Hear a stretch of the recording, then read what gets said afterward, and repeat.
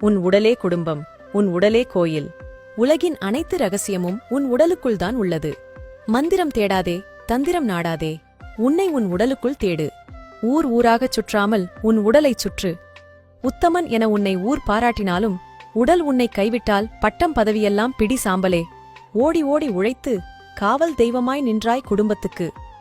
ஆனால் உனக்கு காவல் தெய்வமாக உயிர்காக்கும் கடவுளாக இருப்பது உன் உடல் மட்டுமே. அகக்குடும்பமான உன் உடலை மறவாதே. உன் உள்குடும்பமும் உடலே. அதை மறந்தால் புறக்குடும்பம் கதறினாலும் உன்னை காக்க யாரால் முடியும்? மற்ற உயிர்களுக்குச் செய்யும் பாவத்துக்கு விமோசனம் உண்டு. உன் உயிருக்கு சிறப்பு வரமான உடலுக்கே நீ செய்யும் பாவத்துக்கு விமோசனமே இல்லை. உடலுக்கு ஒருவன் செய்யும் சிறந்த தொண்டு பூசைதான். உடலுக்குள் உழைக்கும் உறுப்புகளை ஆராதிப்பது ஆலயம் தொழுவதினும் சாலச் சிறந்தது. ஒருவன் எப்படிப்பட்டவனாக வேண்டும் என்பதை தீர்மானிப்பது அவனது எண்ணங்களே. அந்த எண்ணங்களை தீர்மானிப்பது உடலே. ஒருவன் எதுவாக ஆக வேண்டும் என்பதை தீர்மானிப்பதும் உடலே.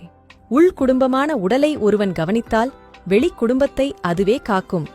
பிறவி எடுத்த ஒவ்வொருவருக்கும் அவரவர் குலத்தின் குலதெய்வம் அவரவர் உடலே. தியானமானது உன் மனத்துடன் உன்னை பேச செய்யும். ஆசனம் நம் உடலோடு பேச செய்யும்.